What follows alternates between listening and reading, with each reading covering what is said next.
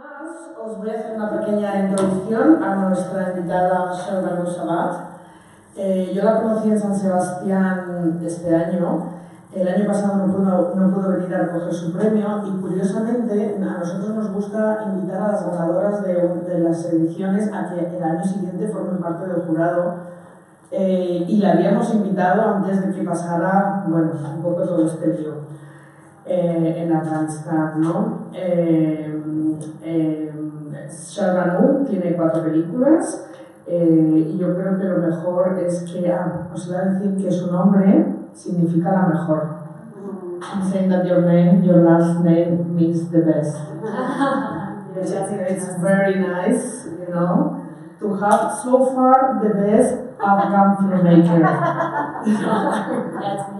That's her. That's her. Okay, so first of all, I think this is like inevitable, so let's get it done with.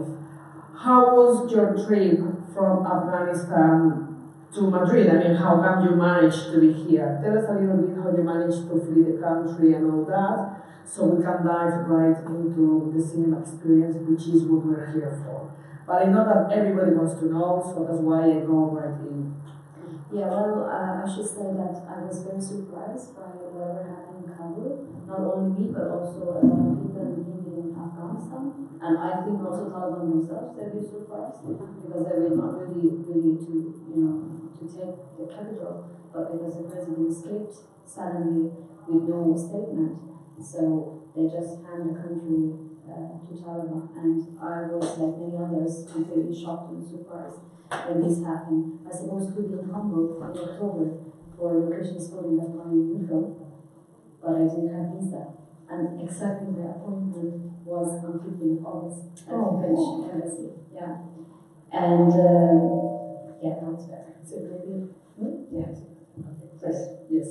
And it took me 10 days after Taliban's arrival on 15th of August to leave Afghanistan. The very 3 first days, I couldn't even leave the house. I was locked in my apartment. I couldn't go outside because I didn't know what should I wear. I knew that Taliban they are in the town and I could see them from the window of my house, my apartment, but they didn't say anything regarding women or how they should dress. So first, I didn't know if I am allowed to go alone outside, and if I'm allowed to go, what shall I wear? I had a burqa in my apartment, but I didn't want to wear a burqa even before Taliban announced it or asked it. So I just didn't go out for 3 days, and I was on the phone 24 hours talking with my producer Katya. She's a German living in Denmark, and she was trying to help me to put me in one of the lists. And the problem was I was in many lists, including Spain, Spanish list, but the problem was they only wanted to take me out.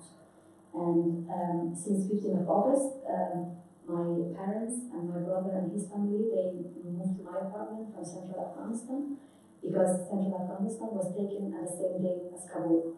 So they left central Afghanistan and came to Kabul, to my apartment, and then my sisters with her family, they lived in Kabul, they also came to my apartment, and then my other sister, and then I got a call from my actor from the orphanage, because his family was living in intelligence service and police, so his life was in danger and he couldn't stay at his place because Taliban were looking for them and for other people working with army, with national army. So I asked him to come to my apartment, and then I got a call from a cinematographer friend. He also came to my apartment with his So how many people were in your apartment? How many was in your apartment? I had a big apartment. I just bought it last year. Yeah, I just bought it last year and I made the entire interior myself with my hand. And we were 20 people. And that's why it was very difficult for me to leave. I couldn't just leave all those people in my apartment and say that, hey, okay, you take care of yourself, I'm leaving. And I knew that if I don't take these people out, they cannot make it themselves. And the thing was, I think the most dramatic thing for me was I never reached to the point that I'm done with Afghanistan or Afghanistan is gone for me. I decided to live in Afghanistan in the last 20 years. And I even bought my apartment, as I said, I could see my future there. But the problem was my sister was working with government, and my brother was working with New Zealand forces, and my other sister was working for a German NGO. And then we are in risk because in Afghan community, you know, it's a very small community, so people know who did what, or and they were in danger, but they couldn't leave their stuff. So I was kind of the ticket for them to take them out. And in the last 10 days, when I was in my apartment trying to fit our stuff in a plane, the problem was, as I said, they only wanted to take me because I had the international career of being filmmaker and had lived through my films in different countries. But no one wanted to take my family. They had a different definition of family. They said, yes, we can take your family, but family means your husband or your children. But I'm not married. So for me, my family means like my parents and my sisters and my nieces and my nephews, and even my actor. So yeah, yes, this is the definition of family in countries like Afghanistan. So yeah, so at the end, we could manage to be in a French list. But for some reason that I never understood, the list got split. So I was in a situation that I had to decide, is it better that 10 leave, or is it better that we wait, maybe the 20 of us could leave? But there was also this rumor that maybe the airport can be, can close any moment, because there was a big chaos and mess. So I took the decision that it's better that 10 leaves, and then the other 9, we left to Abu Dhabi. From Abu Dhabi, we left to Paris, and after being there for 2 weeks, I was invited to Germany by Foreign Ministry because I'm working there in my next film. So we decided to go to Hamburg because my parents, they are farmers, and they can. I don't think that they will learn German. They do not speak English, so a big number of Afghan people living in Hamburg, I thought it's easier for them, even though I really wanted to stay in Paris. Okay, well, that is a very difficult journey. We are very happy to that you were able to make it, and apart from that, we are going to focus in filmmaking, which is your passion.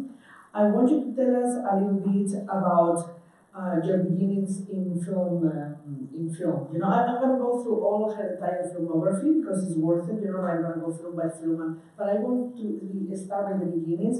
So let us know why did you start? Did you decide to study filmmaking?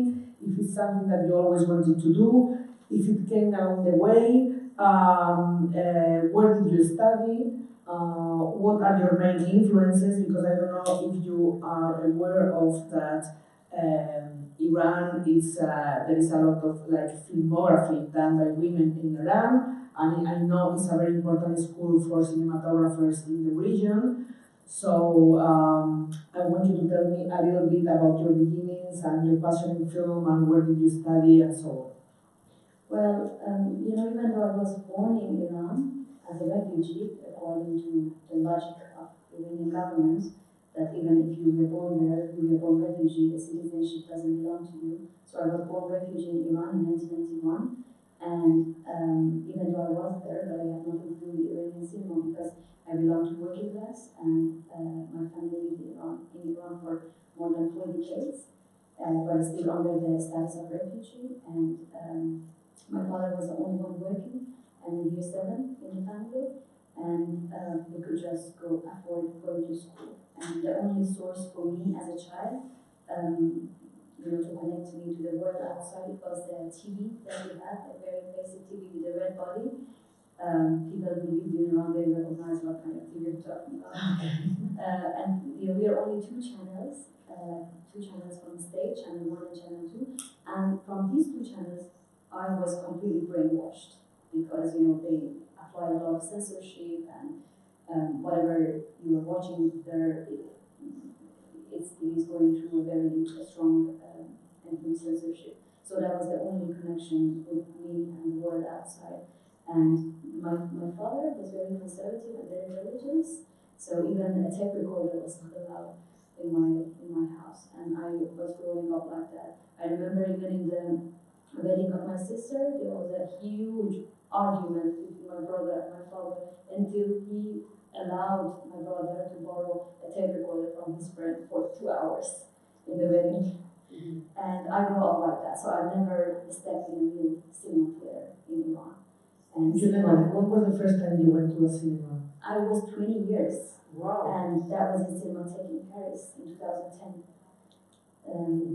So after 11/9 happens, and my family decided to go back to Afghanistan, not to Kabul or not to other big cities, but to their small and tiny village in central Afghanistan with 8 houses in the middle of nowhere. So I grew up in that kind of village for 7 years until I was 18. And I was day and night, I was dreaming to go back to Kabul and to run away from my parents. And I did that when I was 18 finally. So I moved to Kabul, and in Kabul that was, because my father was not very happy with me to stay in Kabul, and I needed an excuse to stay in Kabul. And then I was also interested, I was very good in school, and I wanted to study physics. And but I was a new arrival in the town, I didn't know how things going there, so I took the wrong exam, and just on the day of exam, I read on my paper that it is the Faculty of Cinema and Theatre. And that's the way that I ended up there, and because of my background, because of my family, because of the situation that we live.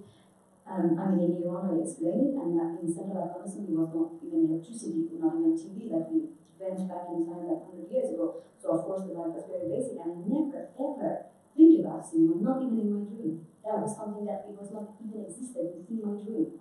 And in 2009, I was in the university, but I didn't graduate from there. I was studying there only for 3 semesters, because later I found out that only very lazy students with really bad score, they ended up in that faculty. And at that time, I was very lucky, not very lucky with my university because I left it, but I was lucky with my career, with my work, because I just got my first job in a TV channel, in a very popular TV channel in Kabul called TV, as a producer of a cooking show, which I didn't really like it at that time, but I experienced different shows and different programs in the TV, and it started from a French workshop in Kabul, in French Institute, called Celebrada. And there, for 3 months, I studied about the direct cinema and simulated, which I really fell in love. That was the first place that I watched real cinemas. I watched movies by Alcalá or by Abbas Kiarostami, and I was really taken away, completely blown up. And for some reasons, I made my first documentary there as a graduation task. But when I was graduating from there, then I was, for some reason that I never understood, I was so in love with fiction cinema. So I wanted to make fiction cinema, but borrowed some elements from the cinema, direct cinema. Yeah, and then by chance I applied for Celebrada for the script residency, because that was the time that I just in the TV. I went back to the TV after this French workshop, and that was the time that I was just introduced with internet. So I created the first email address for myself, and I was introduced with Google. So I asked all kind of questions that I had in my head from Google, and asking how can I write a script? How can I make film, stuff like that? Because really, references were zero. Me as a young person, become interested in cinema, but I didn't have anything to grab from. And the university was very, we couldn't get anything, and the TV was the only place that I could learn, but that was TV, not cinema. So my only source was internet, and internet, like Google, a chance took me to the website of the residence festival in Celebrada, and there I applied with my project, and I was accepted. And when I came to Paris in 2010, where I watched the first film in Cinematheque in Paris, that was really a turning point for me, because I could get connected to the European cinema. And in Afghanistan, we didn't have a cinema industry. So everything started since 2010. And I realized that, okay, if I want to make good films, I have to be connected to another country's cinema industry, so I can financially, but also in terms of crew and everything, I have to be connected to something. And I wanted to make film for international audience, so everything started from there. What a trip, eh? What a trip.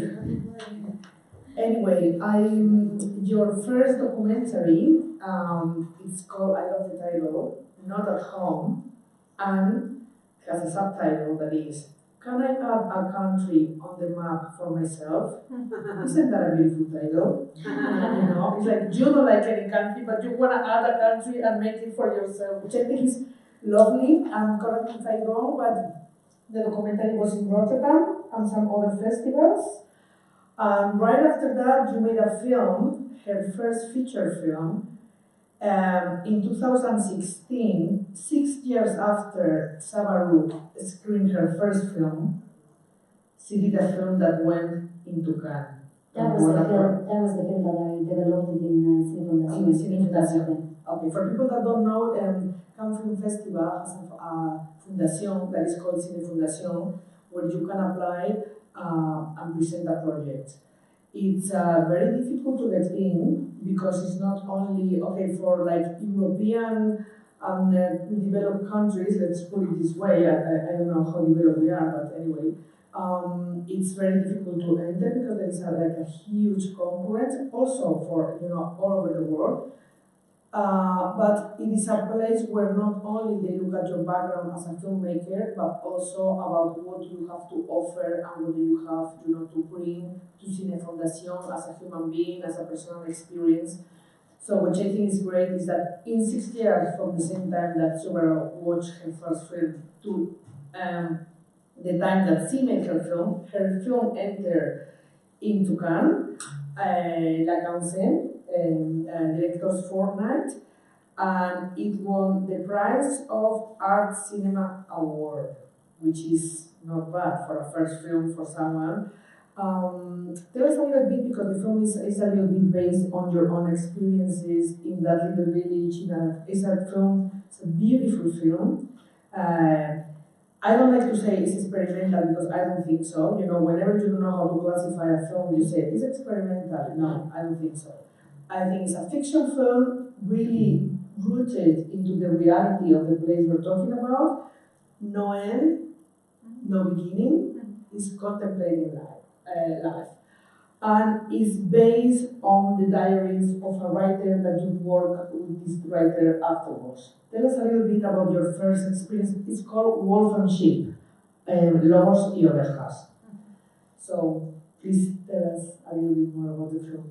Well, that was the very first project that, as I said, I developed it through Cine Fundación again. And on that time, as I said, I didn't have a concrete idea of filmmaking or how a project should look like, because I didn't know anything about cinema. And what I just learned in this workshop, in the French workshop, because maybe you don't understand because you're growing up with cinema, but cinema was not part of my life until very late, and I had a complete different perspective on it. But what fascinated me in the French workshop, it was the discovery of this fact that cinema is about stories. And I felt confident because I thought I had stories, even though I don't have the academic background or I'm not part of this industry, but I felt confident because I thought I had stories, and if cinema is about stories, then okay, yes, I can do that. And this was a very big discovery and very big lesson for me. So after that, I wanted to make something about my childhood in the village, because it had a very big impact on me. I was 11 years old here when I just arrived in that city, and I was a city cat. I was born in Tehran and lived there until my 11. And then suddenly my parents took me to that place, and I didn't even know anything about Afghanistan before.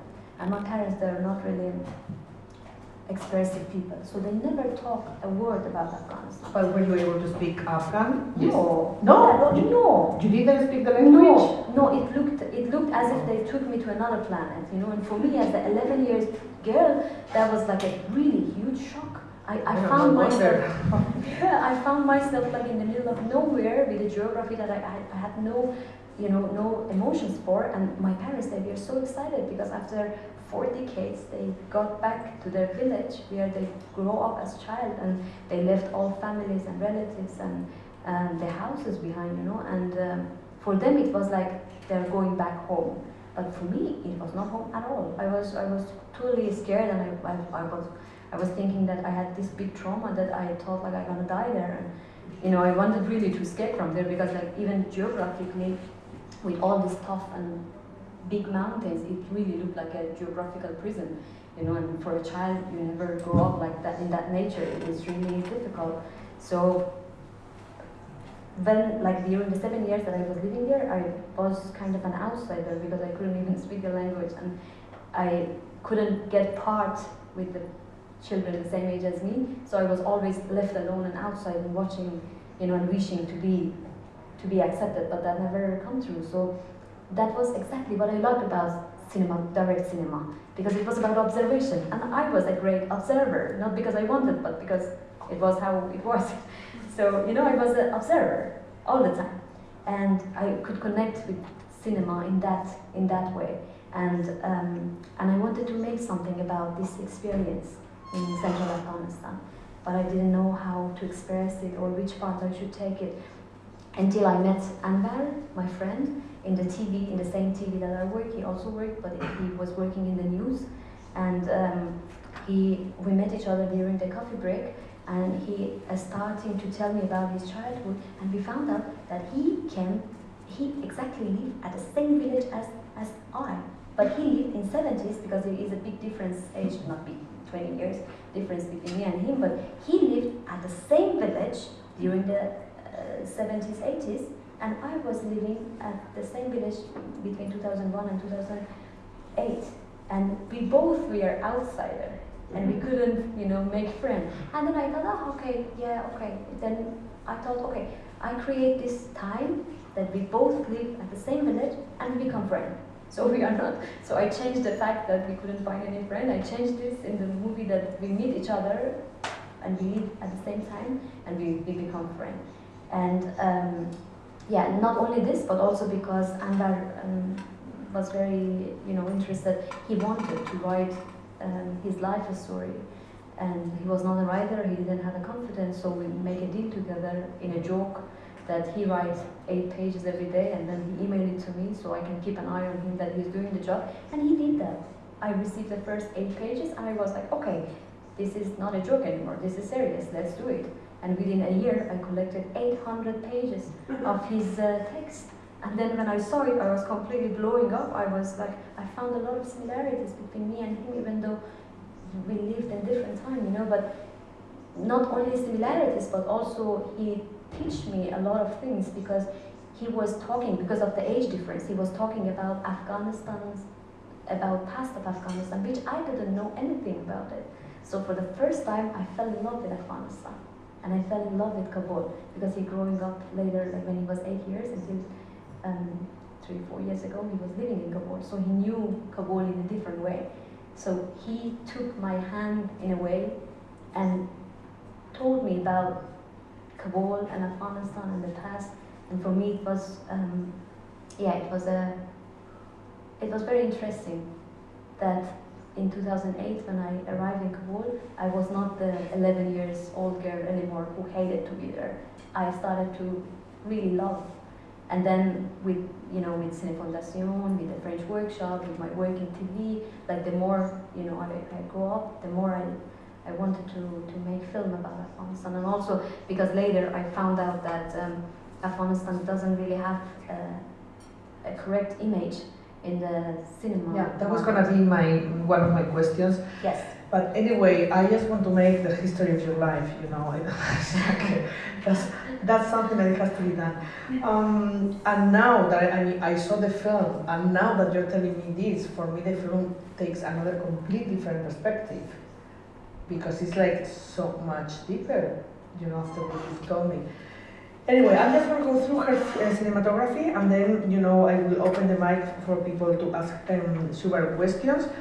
Her second film, The Orphanage, was done produced in 2019.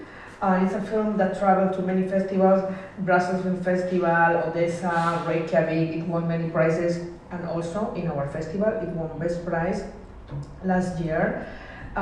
It's very interesting to see, even if you are not very familiar with the history of the region, because it takes place during the Soviet invasion in an orphanage. And it's, I mean, for me, apart, you know, for many other reasons, but one of the reasons why I thought the film was so special is because we never got to see that from the eyes of a child, and not only that, this is a boy that lives in the street, sort of gambling, and he's fascinated by Bollywood films. And he goes to a Soviet orphanage in Kabul in the 80s. I mean, it blew my mind, because it's a super happy film. It's a happy film. And the guy likes to play chess, and overall it's a happy film. It's like, and it's not something that you're expecting from a child of the street in Kabul that goes to a Soviet orphanage. That's how I felt after reading Anwar's diary. That's how I felt, like, oh, this is something new, this I don't know about it. I was exactly like how you felt. Okay, and that connects to another thing that you were saying in San Sebastian Film Festival, which I think is very interesting, that you know, we all have an image of places that we don't know, even yourself of your own country before you knew it, that is very different, and that you are kind of tired of you know, people that they don't know the place telling stories from the place, from where you're from. You know, we've seen many Occidental films about, I just have to remind you, like this American film that was called Kandahar, blah blah blah. There are so many films done by foreigners in their country, but it is about time that you people from the country take the responsibility to tell the story of your own past and your own present. Tell us a little bit how you feel about that. Yeah, you know, like I remember that in 2008, the university took us to French Institute to watch an Afghan film.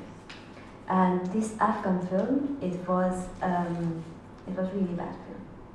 And I remember that I was the only one in the full room say that the film is crap, and no one else said that. And I didn't understand why the other people, they don't say it. And I didn't know anything about cinema. I just, as an audience, I could see it very clearly that the film was a crap. And later I found out that, okay, people who make film in Afghanistan, they're very influenced by either by Bollywood, because they lived as refugees in Pakistan, or they are so influenced by Iranian cinema, which is heavily, influenced. It's heavily involved with censorship, and it doesn't make sense in Afghanistan, even though there are two neighbor countries, but their culture is like so different from one another, you know. Or they are fascinated by Hollywood movies, like American action films, you know. But because we do not have a film industry, you can, like, one can really see it that we don't have our own language of telling stories. Even though, like, I really believe that if there is only one thing in Afghanistan that economically can save the country, it can be selling the stories. Because we have many, you can't even imagine. You know, someone said that it's a graveyard of stories. I agree with that. You know, it's like, it's incredible, like the life of people, you know, especially like within the last 4 decades, it's so dramatic as carrying history of Afghanistan. Like of my parents, like other people, but people are not expressive, or, you know, because we are always in the mood of survival, not, you know, taking the time and writing, and cinema is a luxury in a way, you know, it's not as basic. Well, some places they said that culture is basic, but it's not indeed. In practical life, culture is not basic. Culture is luxury. And for people who are surviving, you know, they don't have time to do this. And that's why other filmmakers, like international filmmakers, always seeing Afghanistan as a hot subject. And they're, you know, making films about Afghanistan, which I have no problem with that. You know, everyone is free to make film about whatever they want. But the problem is because Afghanistan is a war country and we do not have our own film industry, we don't have our own, you know, independent authors and filmmakers, we cannot present ourselves by Afghans. We are always presented by others. And these films, that they are like these international movies, they are going very well in the festivals. They are in Berlinale, they are in Cannes, they are in Venice, they are in, you know, they're I don't know, like getting really high prices, and they have very well received, you know. And these movies, they are standing as reference for Afghanistan cinema. And even now, today, when an Afghan filmmaker wants to make a film, we do not have enough confidence to tell our stories or to share our stories. We don't see importance there. And we are just looking at those references as, okay, this is how the world is expecting us to present ourselves. So let's just make that. That's why back in 2008, that film that I watched and I thought it's a crap, it was those kind of films were made, you know, because I think it's really crazy when these movies, these internationally bad films about Afghanistan, can influence the local artists and local filmmakers. I think this is ridiculous, and unfortunately this is happening in Afghanistan. But yeah. Okay. Did that make sense? Yes, it does make sense, you know, because sometimes, you know, I work a lot with, you know, cinematographers from Latin America. For a while it's been like that, you know. The only representation that we had from the Colombians is the narcos. The only representation we have from, you know, it's something that it happens. So it's like, on a way, we don't feel it only happens in Afghanistan, you know. It happens when there are not ways to express things and, you know, get to the audience internationally. Yeah, and you know, I think the funny things, the comedy part is that when a filmmaker like me, I want to make something about Afghanistan that I think it is true, or at least it is my truth, you know, because I lived in Afghanistan the last 20 years, then I get this feedback from the market like, yeah, your script is very nice, but where is Afghanistan?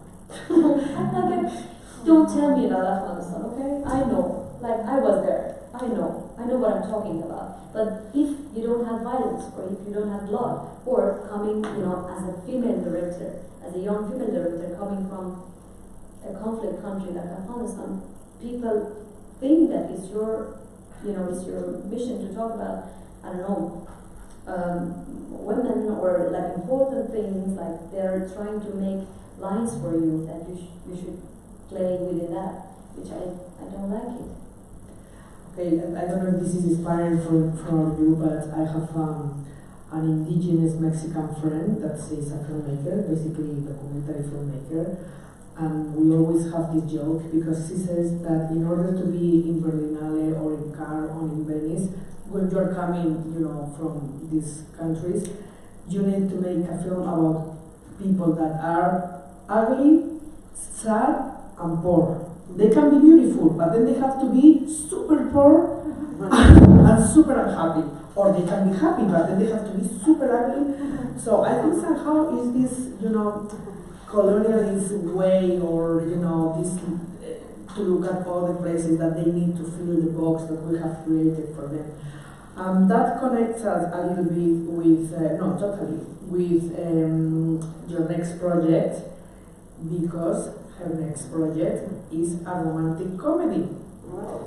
Voila, how many romantic comedies have we seen, you know, from Afghanistan? This is going to be the first one. Tell us a little bit about your next project. So, yeah, I'm going to make a film about the time that I was the producer of cooking show in the TV. When I met Anwar, because Anwar is also my boyfriend. So, yeah. And I don't know what to say. no, but I think it's I think because I'm working on this pentalogy project, like 5 feature films, that each of them they can be independent, but they also have a link to each other. So for me, it's like I think that the very strong element is like love behind it, because when I met Anwar, of course I fell in love with him, but it was also my love for Afghanistan. So it was not only love for this man, but also for the country, which all happened with his text and with this idea of 5 feature films.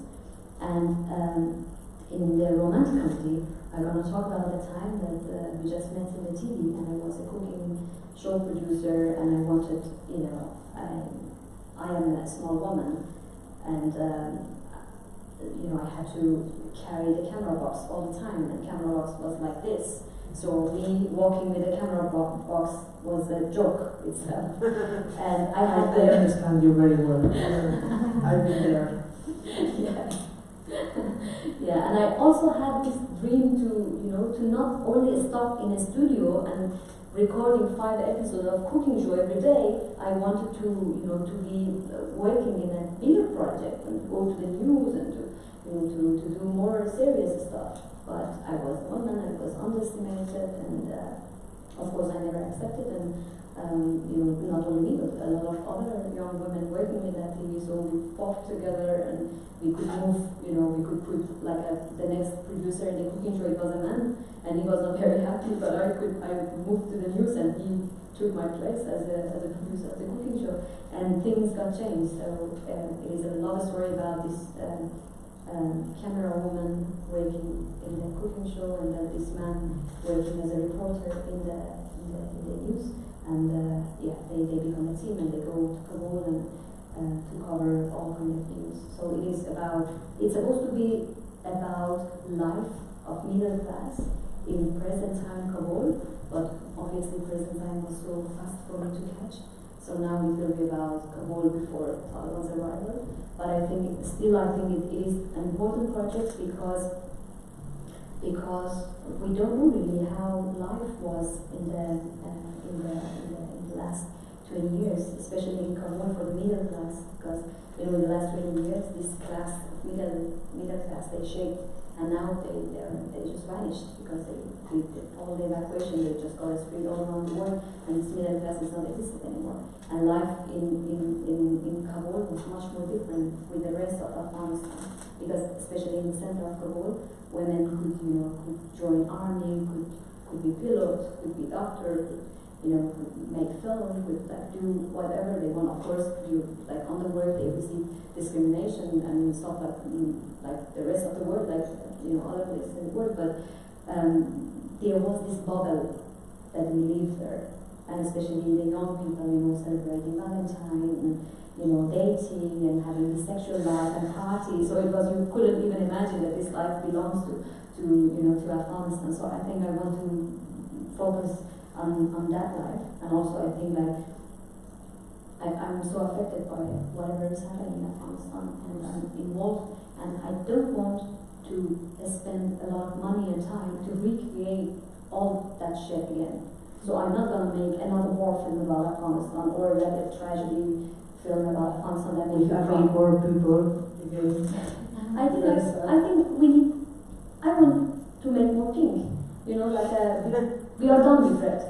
And I think this is I don't want to victimize people of Afghanistan, or I don't want to beg attention for making sad movies. The films that a lot of festivals, they really like it, especially from those countries. It's a cliche.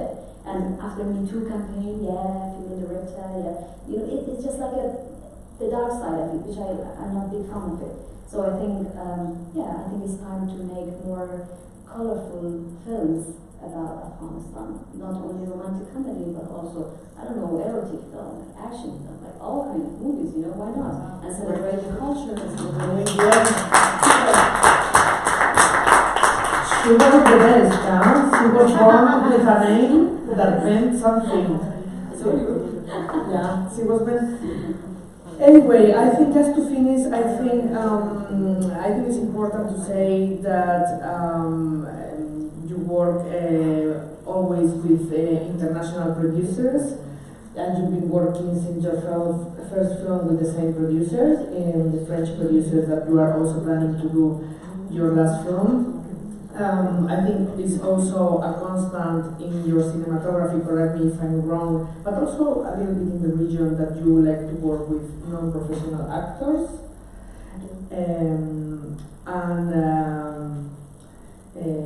Well, I was going to say something that you already said, that you are doing, you are following the writing of this writer. Tell us a little bit about this work of yours with non-professional actors. Why do you choose to work with these French producers? I mean, it's very obvious, but I want to hear it from you. Well, everything happened by accident. Like, after my experience in Cine Production, I was connected with the European cinema, and by chance in a documentary film festival, I met Katja, my German-Danish producer, and they put us in a team before even we met each other. So that, I later understood that program never worked for anyone, but it worked for me and Katja. Well, at least for one person it's working, you know? Yeah, for one it worked very well. And then, because it's always difficult. I mean, for any film, it's difficult to finance. You are a producer. I know, don't you take know it. So, but with Afghanistan, it's even more difficult because, I mean, now I'm in Germany, but before 2 months ago, I was in Afghanistan, and I'm making a film about Afghanistan with amateur, like non-actors, from Afghanistan, with Afghan content. Like, it has nothing to do with Europe, but in some way, I could fake myself that I'm a European director, even though I'm not, and with having this European crew and European producer, we could manage to finance my last 2 films.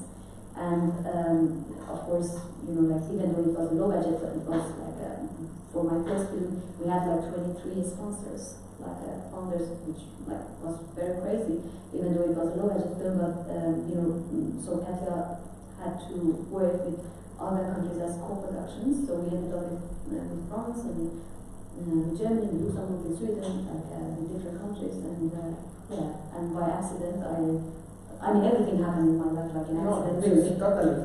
And by accident I was introduced with this DOP, female DOP, which I really fell in love with her, and we worked in orphanship and then in the orphanage, and then we are planning to work in Cambodja too.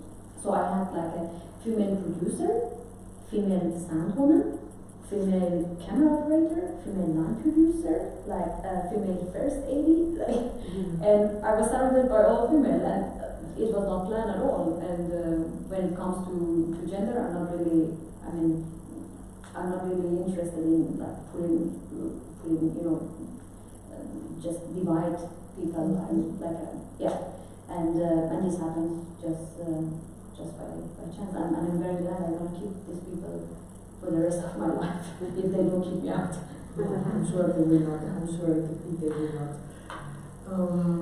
Anyway, I think it's there's so many things that you can tell us, and it's like fascinating. And I'm very happy to see some of the people from the music panel here. So maybe you can choose a Spanish musician for your film. Woman musician. Female musicians. You have them all sitting here. Not all, but the best ones, or some of the best ones. Let's keep it anyway. No pressure. Of course not. But I mean, it's fascinating, and somehow I regret not having thought on making like a double program with both your films, because I think it's worth it. So this is something, Carlota, that we're gonna do it next year, because I really think it's worth it to see. Or you screen the romantic comedy later. Let's do this. When you finish the romantic comedy, we do a special cycle on Subaru the Best. So anyway, we open now the Q&A, so please feel free to ask. I just wanted to say thanks. It has been really very, very interesting and very well tried by Elena, of course. I want to talk to the audience in Spanish. Solamente os quería decir que la película que ganó de Shahrbanoo, que ganó el año pasado en el festival, está en filming en este momento, la podéis ver en filming. Se llama The Orphanage y es un musical. Es maravillosa y realmente los miembros del jurado del año pasado estaban absolutamente cautivados por esta película y realmente os recomiendo que la veáis. And I want to talk about music in your films, because actually they are really very present, and I understood that the new one will be also with music in film. So can you talk us about that, this element in your filmography? You mean the music in the orphanage? The orphan and the next one, I guess, yes. is a musician. Yeah, the first one that is not the music. Well, I never had any connection with the music really, because of the reason that I said. I came from a conservative family that music and any kind of form of art was not allowed. So I was not growing up with this kind of stuff. And then later, when I was stepping into the cinema field, I started with cinema. So there was no music. That's why in my first film there is no music. But on the second one, because I was talking about Afghanistan in the 80s, it was impossible for me to make a film about 80s and do not talk either about Soviet culture that was in Kabul or about Bollywood music, because this is not, of course, something for 80s. It is Afghanistan, and that region is very dominated by Indian song, by these film songs from Bollywood. So, but in 60s to 80s it was the golden time, and if a film was had its premiere in Mumbai, the next day the premiere was in Kabul. And we had the cinema theaters, like a lot of cinema theaters in Kabul, and people queuing up, and there was even, children like the character in my film, they were selling cinema tickets for this Bollywood film in black market for 5 times more than the price. And they could make a lot of money. That's what Anbar did in real life. For 3 years he was in front of this cinema and made a lot of money and watched a lot of films. And also this influence is so strong that almost 99% of Afghan population, they can speak Urdu, the language, just because they grow up and they watch Indian films from when they open their eyes until now, And I remember that the first time I went to India in 2011 or 12, and I went shopping, and the shopkeeper started to talk to me, and I said to him that I'm from Afghanistan, because he asked, and he couldn't believe it that I'm from Afghanistan and I'm talking English and not Urdu. So I had to show my passport to him just to prove that I'm from Afghanistan, and he felt offended that I'm not talking Urdu. And I was like, I'm sorry, I was born in Iran, I was not from that, But this is like really, like the influence is very big. And even if I say you something interesting is, I think it's a fact, that one of the main reasons of Afghanistan problem today is the love of Afghan people for Bollywood, because the biggest problem with the current political situation is the conflict between Pakistan and India. And Pakistan is a country that's supporting and shaping and sponsoring Taliban. And they always wanted to have a government that is friends with Pakistan and not friends with India. But with culturally, this Indian roots is so strong in the heart of people that anything that happens, you're on the side of India, And Afghan people, we are not really trained to think with our brain, we're thinking with heart, and we are paying the price of it. So it's not only something cultural, but it's also something cultural that affected politics even. So while making the orphanage, it was just impossible to not talk about Bollywood and this film. I was invited to a residency in Germany, in Berlin, for 3 months, and I didn't write a line, but I watched 400 movies from Bollywood, from 40s, 60s, 70s, 80s, 90s, and and then the idea of playing with this element came from that. And then with the new project with Kabujan, I'm still in development of it, so nothing is closed yet. But I'm thinking a lot to use a lot of local songs that a lot of pop culture and local songs that the singers, they just record it very amateur in a very amateur way in a wedding, or they never had the chance to go to a proper studio to record it, and the lyrics are so Afghan. And as a for a filmmaker like me, I am dreaming to make Afghan films. And when I'm saying Afghan, I really mean it. But I cannot say that because we don't have a cinema industry now. So these Afghan movies are not existent at the moment. You are going to do it. You are the Afghan industry. You are going to invent it in the Afghan You are like the metropolitan major altogether. I think I have done my way to make it, or at least that is the Samuel wish. Broxton. The Afghan version of Samuel Broxton. So I'm going to use a lot of this kind of lyrics and music that otherwise they're going to be vanished. Yeah, sure. Yeah. Okay, thank you. Just because I was trying to, really, I was trying to actually did a little bit of research, trying to find like Afghan filmmakers, and it's very, very difficult. How about like the filming archives about like images and all that? Because I remember you telling in San Sebastian that a lot of that was destroyed, so that it's very difficult to find images of certain periods because it was all destroyed by the Taliban in the 90s. The problem with archive is, everything in Afghanistan is political. Even culture is political. And mafia, they are everywhere, and still they are everywhere. And they had a very big problem with archive. Archive was always kept as a treasure, as something that public shouldn't watch it. It's dangerous. Public shouldn't watch it. So they kept it either in Afghan Film Institute, which is a very powerful institute, or it was later they decided to move archive from Afghan Film Institute to Presidential Palace.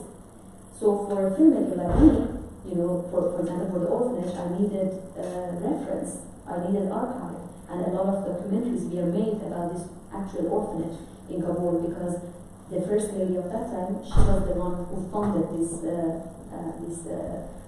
orphanage. So there were a lot of reportage from the national TV on that time, in the 80s. And I wanted to watch those films, but it was very difficult. I had to run for 1 year, 1 full year, to run after a lot of paperwork just to get. I was like a football ball, passed from the Ministry of Culture to Afghan film, from Afghan film to radio and television, from there to another organization. And after 1 year, a lot of people, they just get tired and they just leave in the middle. But I didn't. I really wanted to watch this film, and especially because I knew that Anwar was in one of his films, so I wanted to film him in that film, and which I didn't at the end. But I went to this national TV, and I was in a room, in a small room, with other 2 people, like 2 really old people, and I was not allowed to take picture. They just had to show me, and then there was a time that whenever I wanted to write something down, I had to stop it and then make note or drawing or whatever, and then play it again. And even if for the research purpose, if I want to use it, or any researcher they want to use it, you have to pay a lot of money per minute, which is impossible, especially if you are doing like a research or student work, or even like a filmmaking work. It's not like other part of the world that you pay for the archive. And so actually the images exist. The problem is to get access to them. Yes, they exist, but part of them they got destroyed during the 90s, and now we don't know what will happen to this archive, because I know that a big part of it is kept in Presidential Palace. But now Taliban, they are taking all the governmental offices, and I was expecting that they're gonna shut down the Afghan Film Institute, but recently they put a new person in charge, and this person, he was a man on the behind the scene of all the propaganda film by Taliban. That for some reason I got interested to watch these propaganda films. So in the last 10 years, I was a big fan. It was watching, and it's not a good word, but I was really watching whatever they put in the website, and these films, because I was fascinated. You know, they are a terrorist group, and they cinema, art, like music was prohibited in especially 90s and even now, you know, but they used the cinema on their own favor, and they really Propaganda. knew, yeah, and they really knew how. They really know about the cinema language, and when you see their film, their target is to scare you, and you really get traumatized. Like after watching like this 2 hours film, they really do what they want really well done. You know, so I was just fascinated, like how they use this in a propaganda way. And now this guy who is head of new head of Afghan film he's the editor of this propaganda film. So I don't know what they plan for it. For Afghan Film Institute, but I'm sure that they are so far away to know about archive, because in the last 20 years, under the flag of democracy, we didn't have the people that they could care about it. You know, there was a big project that was supported by Germany. It was digitalizing the Afghan archive, and it was a lot of it got corrected, and they just left it in the middle of the project. So even if during the last 20 years, under the flag of democracy, you know, Afghans were not able to move and take care of the archive, I doubt that under the flag of Islamic Emirates, a movement or a move can happen. So archive is in danger, and it is in danger even more because there is no backup of it, and they are just keeping it like in a place with, and there are no people in charge that they can really know about how to take care of archive, like right temperature. Move, they don't know and they don't care about it, and yeah, it's just one copy of everything. So, Yes, please. I wonder what locations are you going to use for the next film if you cannot visit Afghanistan? Yeah. You know, I was, even in my first film, I did my short films in Afghanistan, in Kabul, and in central Afghanistan, in Bamyan. But for my first film, for Wolf and Sheep, in 2015, I shot it 2016, it was finished. When I met my producer, Katya, the biggest problem between me and her, it was we had to shoot the film. Because even though I was living in Afghanistan, the problem was Afghanistan is not a secure country, it's a war country. And in 2014, it was really bad in terms of security, because a big number of NATO, American soldiers, they left Afghanistan, and after them a big wave of immigration started. So a lot of like talented people, educated people, they just left Afghanistan. And then we had election, it failed, it went to the second round. So it was like suicide attack, not only in the street or targeting international people, but also in restaurant, like targeting local, happened in restaurant, in the street, like in everywhere. So for 1 year, I was in lockdown in a way in my apartment. I couldn't go out, and I had and I was really wanted to make this film because it was about my village. So I wanted to shoot it in my village. It was very important for me. And then we reached to the point that it's not possible. Either I shoot the film in my village with a very amateur few Afghan crew, or we go to another country and then I can work with a bigger budget, with European crew, and then even though for me it was because I was always a hardcore critic for films about Afghanistan. So suddenly I myself was in the situation that I have to recreate Afghanistan in a way that I can believe it. So it was really like a difficult moment for me. And we started to locations called in China, in Morocco, like in Iran, in all kind of places. And then I ended up in Tajikistan, because Tajikistan, even though Tajikistan really doesn't have a good fame in Afghanistan, because all the singers, or even all the filmmakers, they go to Tajikistan and they make all the crap films there. So it has really bad reputation. But we went there and I found the geography, like in terms of like mountain. It was very like my village, but the villages were really Sovietic in a way, and that was not like in Afghanistan or not in central Afghanistan. So we found the nature, and then me and Anwar, together with construction workers in Tajikistan, we built 8 houses and mosque and a village, everything within 2-3 months. And then later with the orphanage, it repeated again, because this was like now it's like a joke between me and my producer, because every time we are making a film, the big challenge is that we are to shoot Afghanistan. And even though when I was living there, we are not shoot that film, and I think I learned shooting Afghanistan. No, of course not. Even that in Tajikistan and in Germany and Denmark. So yeah, but it was a very good challenge. In the beginning, I was very disappointed, and I thought, okay, I will make a crack. But then I realized that actually this is a very good challenge. This is a very interesting challenge, because then I'm not only a film director. I should also be involved in the art department and costume and props, and this is the opportunity for me to learn things, and this would be great, because I don't want to make films, because this is also another cliche about war countries like Afghanistan, that whatever films are coming from there, it should be small film, with a small crew, amateur, like rock and roll. No, I don't want that. I want to make big film with big budget, and this is like also with film directors, I think there is something that companies or the financiers, they don't really trust film directors. They think like they should make like some experimental personal stuff. I don't like that. I want to dream big, and I want to make something big. So I thought, okay, if I have the chance to go to Afghanistan and to make film with a small crew, and then on the other hand I have chance to make film with bigger money, with bigger crew, then I will absolutely, I will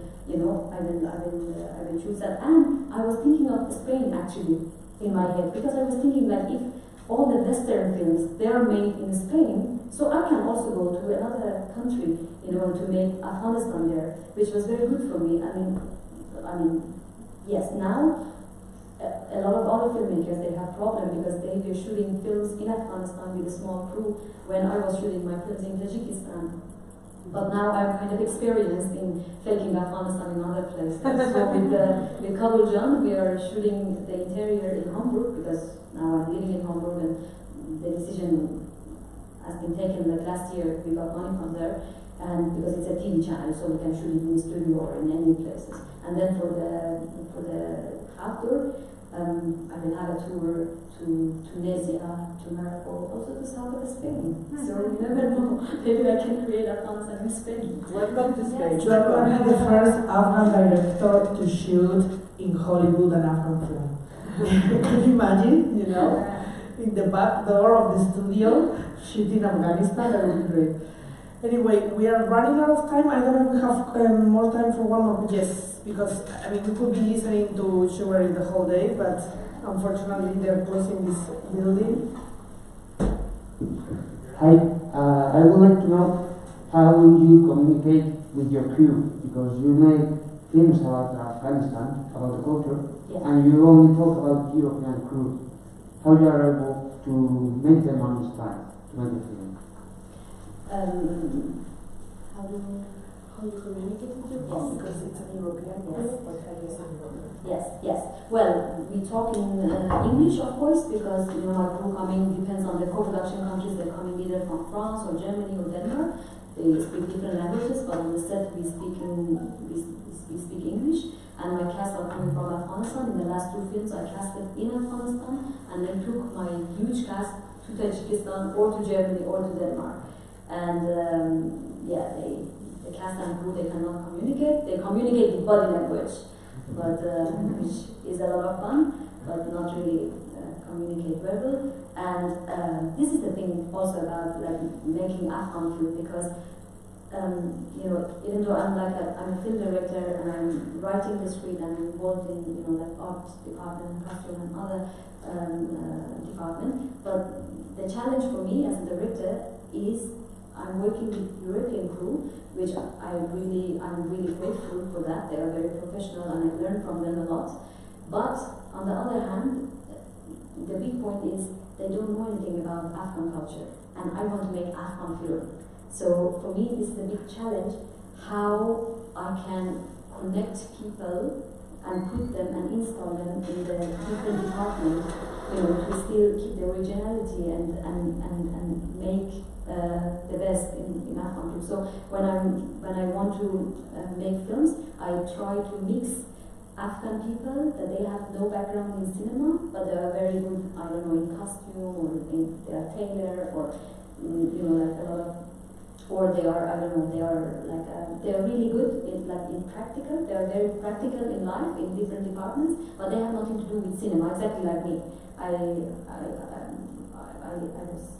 I'm working with non-actors, but I was also a non-filmmaker, let's say, right? Like in the first film. So I'm trying to mix European crew with these local Afghan people and trying to make a department which a lot of times it's not good. Sometimes it's mess because the Afghan people, for example, in the orphanage, we shot in Tajikistan, and in Tajikistan either people speak Tajiki or they speak Russian because of the Soviet background. And then European crew, they speak English, but in Tajikistan no one is speaking English. And then Afghan people, they only speak Dari. So it was the biggest problem was the communication problem and also like different culture. But now, I'm telling you, it was a lot of fun. But there, in the shooting time, it was not fun to put actor from Afghanistan, then B crew from Tajikistan, then European crew from. And also the problem with European crew was European crew are more used to work in the countries with cinema industry, and then they go to countries like Tajikistan with no cinema industry. Then it's a really problem because nothing works. So it's also an adventure for European crew. Well, I'm really sorry I have to do this. That is very unpolite, which is finish the this conference like that very abruptly. Anyway, I think it's been an enormous pleasure to have Shahrbanoo, the best, with us. And I really Don't forget that. No, I'm never going to forget that. The best and the first, Shahrbanoo the first, you know. And I really hope the best for you. And I think your life experience is overwhelming. And I really hope you, and I'm sure that with your determination, you're going to be able to make everything you want. And you know that here you have your friends, just so you're always welcome. We can write letters for the rest of your family that is in Afghanistan. Thank you so much. Thank you very much.